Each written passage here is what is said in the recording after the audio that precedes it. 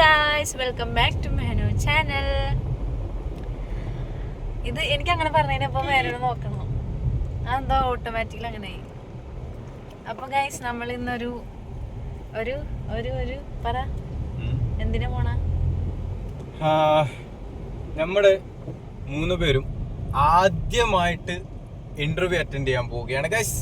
Yes, മേനോടെ costume ഇതല്ല, menu ഇപ്പൊ change ആക്കും. ഇപ്പൊ നമ്മള് മേനൊന്ന് താടിയൊക്കെ എടുക്കാനുണ്ടായി ചെറുതായിട്ട്, അപ്പൊ അത് എടുത്തു കഴിഞ്ഞ് ഇനി ഡ്രസ്സ് മാറ്റണം. നമ്മൾ ഓൺ ദ വേ ആണ്, പ്രോഗ്രാമിന്റെ അങ്ങോട്ട്. പിന്നെന്ത്? വാവ്, സൂപ്പർ നൈസ് ഇംഗ്ലീഷ്. പോയിക്കൊണ്ടിരിക്കുന്നത് ഞങ്ങള് വന്നോണ്ടിരിക്കുകയാണ്.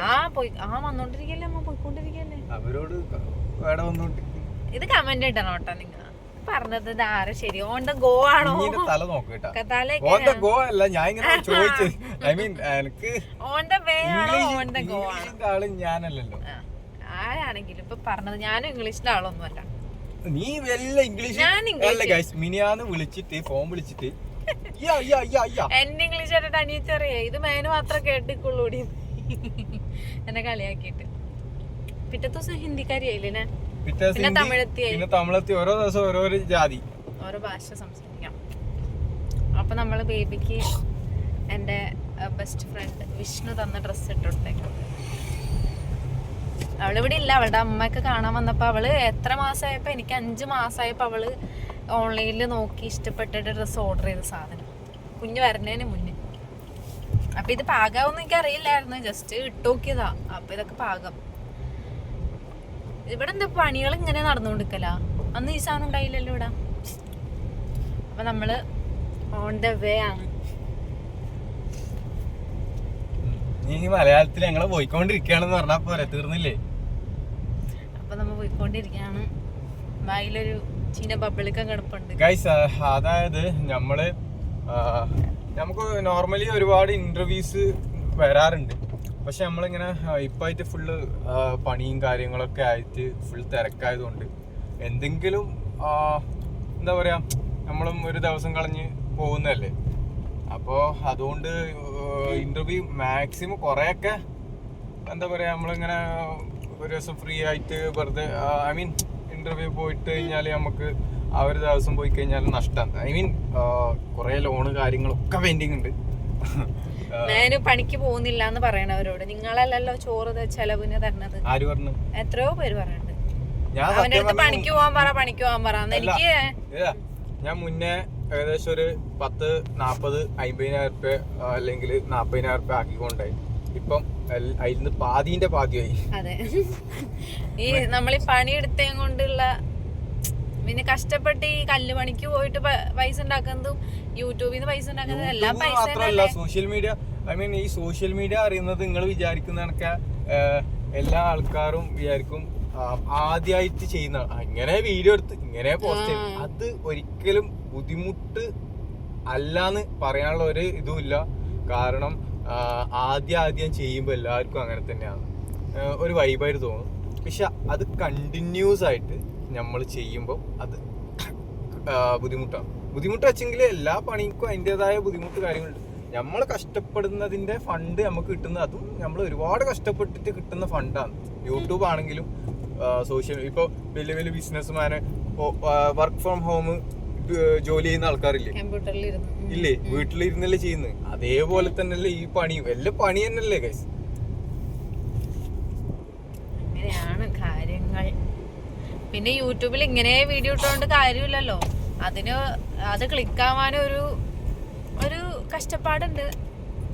പിന്നെ അത് വെറുതെ വീഡിയോ ഇങ്ങനെ എടുത്തേ കൊണ്ട് കാര്യമില്ല, എഡിറ്റ് ചെയ്യാൻ കുറച്ച് കഷ്ടപ്പാടുണ്ട്, അതിന് ടൈം എടുത്ത് ചെയ്യണം. ഞാൻ യൂട്യൂബിൽ വരുന്ന സമയത്ത് ഒരു കുഞ്ഞുമില്ല. അത് ഞാൻ പറയുന്നില്ല, എന്റെ ആ പഴയ വീഡിയോ എടുത്ത് നോക്കി എന്നെ ട്രോളും. അതായത് എത്ര 2015 അല്ലെങ്കിൽ 2012 അങ്ങനെ എന്തോ ആണ് ഞാൻ യൂട്യൂബിൽ വീഡിയോ ഇട്ടിട്ടുണ്ട്. പക്ഷെ അന്നേരം പൈസ അങ്ങനെയൊന്നും ഇല്ല, അതൊരു എന്റർടൈൻമെന്റ്, ഒരു ഇഷ്ടം. പിന്നെ യൂട്യൂബിൽ ഞാൻ ഇങ്ങനെ എല്ലാത്തിലും ഇങ്ങനെ പോസ്റ്റ് ഇട്ട് പോകും. അതിങ്ങനെ ഇടല് റീച്ചിന് അങ്ങനെയൊന്നും ഇല്ല കേട്ടോ, വെറുതെ ഇടുന്ന ഒരു ഹോബി. ഫേസ്ബുക്കിലാണെങ്കിലും പിന്നെ ടിക്ടോക്കിലാണെങ്കിലും നല്ല ടിക്ടോക്ക് തിരിച്ചു വന്നു. ആര് പറഞ്ഞു? ഞാൻ ഇൻസ്റ്റയില് പോസ്റ്റ് ഞാൻ റബ്ബേ എന്റെ 4 ലക്ഷത്തിന്റെ അക്കൗണ്ട് പോയി. ഞാൻ വിറ്റല്ല ചങ്ങായി കൊടുത്തു.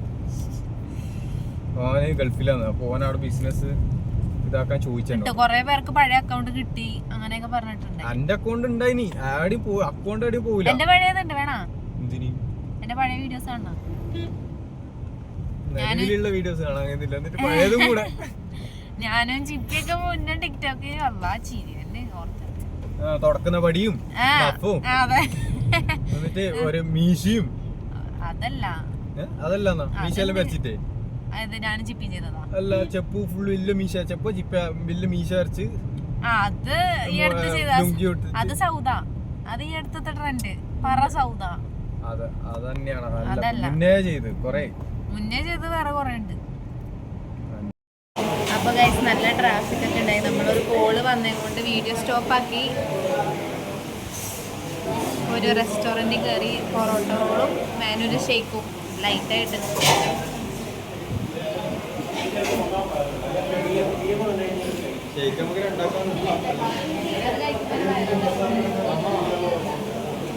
വരട്ടെ അപ്പൊ കാണാം.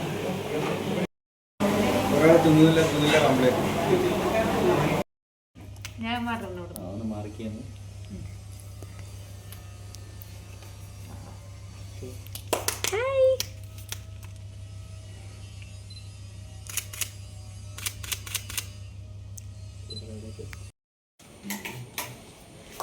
അപ്പോൾ ഗൈസ് നമ്മുടെ ഇന്റർവ്യൂ കഴിഞ്ഞിട്ട് നമ്മുടെ ഇന്റർവ്യൂ എടുത്ത പുള്ളിയാണ് ഇത്. ഒന്ന് ഇൻട്രൊഡ്യൂസ് ചെയ്യും. പേര് പറ. ശ്രീനാഥ്. എന്റെ പേര് ശ്രീനാഥ് എന്നാണ്. നമ്മളിപ്പോഴാ പേര് വയ്ക്കണേ. ഇത്ര നേരത്തെ പേര് വെച്ചില്ല, ഇന്റർവ്യൂ മുഴുവൻ കഴിഞ്ഞു. ഇപ്പഴാ പേര് വെക്കുന്നത്. എന്തായാലും സന്തോഷം. എനിക്ക് പുതിയ അതിഥിയായിട്ടുള്ള ഒരു ഇന്റർവ്യൂവിൽ എനിക്ക് ഇരിക്കാൻ പറ്റില്ല. ആദ്യത്തെ ഇന്റർവ്യൂ. അതെ, കുട്ടിയായിട്ടുള്ള ഫസ്റ്റ് ഇന്റർവ്യൂ. ഇത് ഏതിന്റെ ഇന്റർവ്യൂ? അതാ ജാങ്കോ സ്പേസിന്റെ. ഓക്കെ. അപ്പൊ നമ്മളിവിടുന്ന് ബൈ ബൈ പറയാണ്. കേട്ടാ. Okay, thank you so much. Okay.